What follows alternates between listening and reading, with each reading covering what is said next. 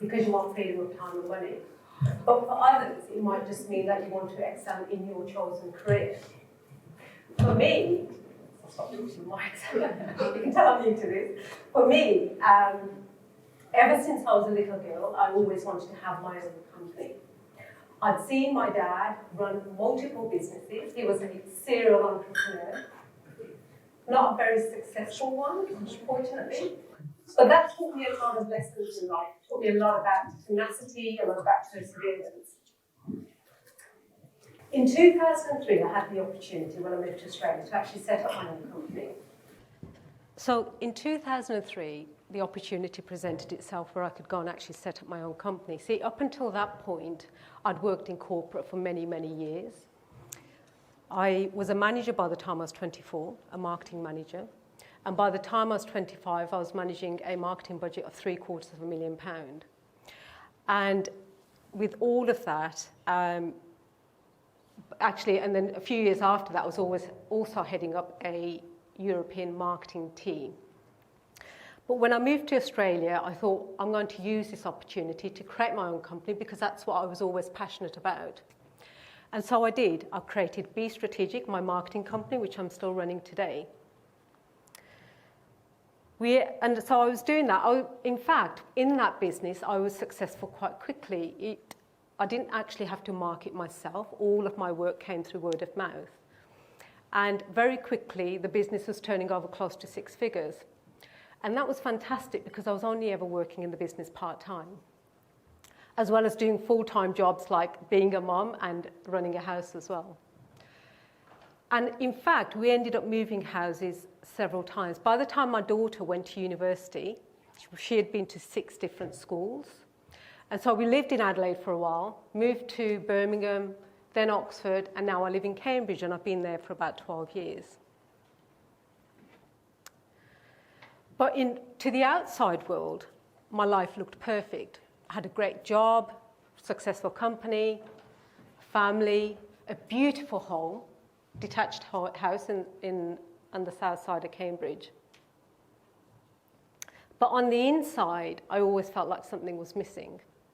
Even though I was running my own company, I wasn't completely fulfilled. I'd like to take you back to the 27th of October in 2017, where I've managed to pull myself away from work to meet with a friend of mine for dinner. So I pull up into this car park, and I don't know how many people here have been to any of the pubs around Cambridge, but some of them are really old. In fact, hundreds of years old. And that's how I was feeling today when I pulled up in the car park, like I was 100 years old. I made my way inside into what looked like somebody's living room. And it was quite dark in there. There was these tiny windows with oversized draped curtains, and there's barely any light coming in through the windows. And there was candles just dotted around on all of the tables. I quickly spot a table for 2, and I make my way over there, and I sit down, and I wait for my friend Lisa to arrive.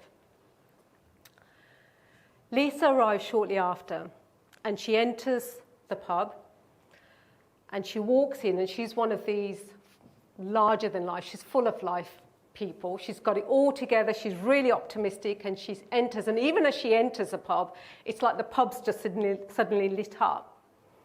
And she makes her way over, and she sits next to me at the table. So she makes her way over. Actually, before she sat down, she gave me a great big hug, and she said, "Hello, Beat. So great to finally have dinner with you.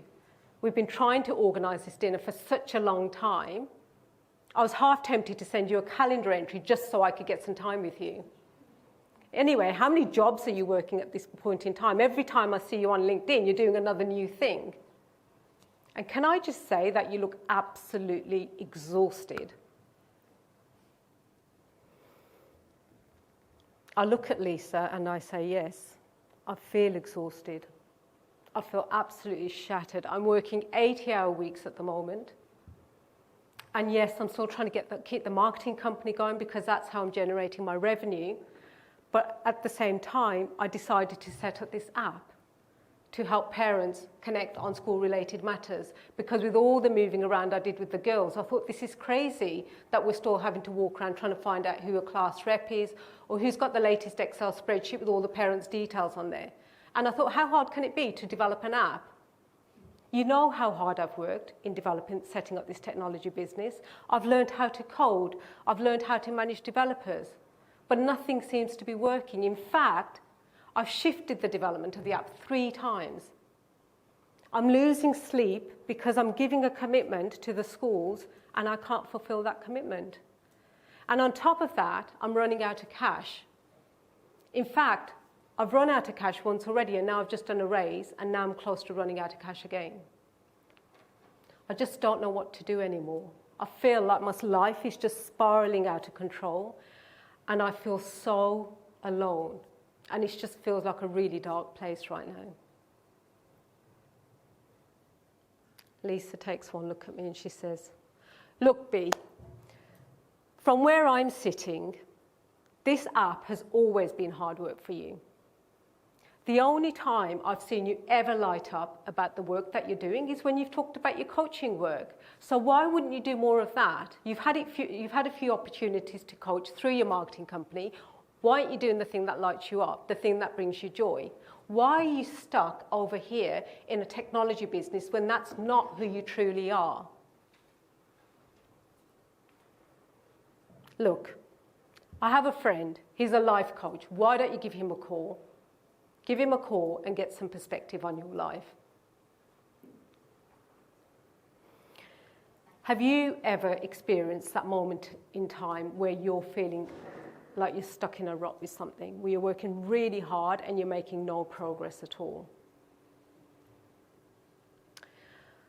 I'd like to take you forward by 3 years to July of 22nd of July in 2020. We pull up outside the front of our new home. And before the girls and I get out of our car, I take a moment just to contemplate what happened in the last 12 months. See, I'd gone through a divorce, had to sell the family home, and I was still grieving the passing of my mum. And in fact, there's that list of the 5 most stressful things you do in your entire life, and I had just done 3 of them in the last 12 months. You see, I decided that I was going to start to do the thing that I loved and step into alignment. We've talked about alignment a little bit already this morning. And I chose that path. And in doing so, it was having a ripple effect on every area of my life. As we step into what felt like a shell of a home, the girls and I, we make a declaration that this is our happy place. And I take a deep breath, and it's like I'm breathing for the very first time. You see, I took the advice of the life coach, and I decided that I was going to spend my time doing the thing that brought me the greatest joy. And also, I didn't want people to suffer like I'd suffered. I wanted them to be able to do the things in their business that they love to do every single day and get paid to do it. So I'm living in Cambridge and I have one of the world's top universities on my doorstep. And I decide that actually I'm going to go and work at that university as a coach. I knew they had a program for entrepreneurs. That's where I wanted to work. But there was a slight issue with that because I haven't actually studied at university. So how was I going to go and work at Cambridge University? So I decided I've got plenty of experience. I've created 2 companies. And I approached them to lecture on their MBA program. And so I became a lecturer for the master's students. And then shortly after that, I lectured strategic marketing to 3rd-year business studies students. And then I had the confidence. I went to the Judge Business School, part of Cambridge University, and I applied and I got the job to be a coach on their program, and I still do that today. I also work as a mentor for Barclays Eagle Labs across their network of 28 centres. Now, despite not having any formal qualification in coaching or mentoring, I am consistently ranked as their top mentor across all 28 centres. Thank you. Thanks. And then this year also I won the Time-Wise Power List 2022 award. And, thank you. And that's for the role that I was doing as a part-time innovation director for an innovation centre that we opened in the pandemic. And again, there I was coaching and mentoring high-growth companies. And that is, I mean, I'm so blessed to have won that. That's an award for part-time workers who are blazing a trail for others to follow. But I'm up there with the greats of VP of marketing for Facebook and the co-CEO of M&S. So I'm very privileged to receive that. But with all this work that I did, and I guess the experiences that I had been through, and in fact last year working with 100 companies, over 100 companies, I don't want people to have to go through the pain that I went through, and a lot of that comes from being out of alignment.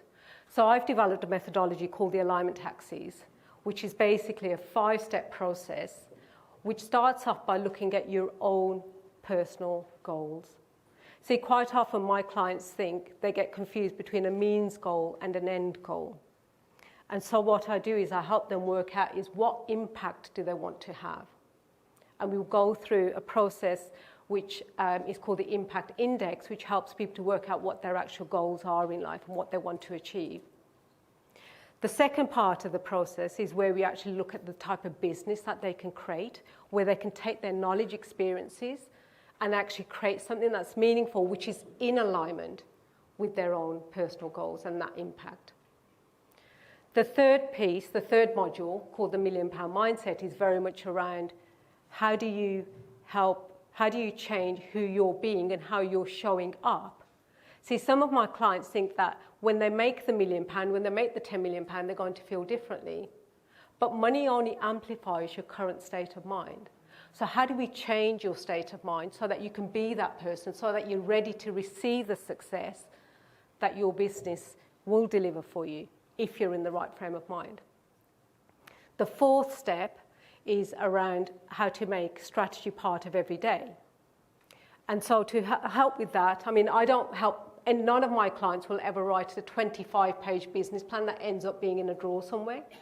I help customers work out how to make strategy part of every day by creating 90-day plans where they can actually make strategy a key part of how they're showing up and what they're delivering through their companies. And the final step is around how to actually make sure that you're transforming on a day-to-day basis. How do you change your habits? How do you show up? And that, whatever that was. So I guess what I would invite you to do is think about where are you on your axis of alignment. Are you doing the thing that brings you joy every single day? I think you've heard a lot from various presenters today, all talking about a similar theme, which is when you step into the thing that brings you greatest joy, your life transforms. If any of my story resonates with you, then I would love to hear from you. Thank you.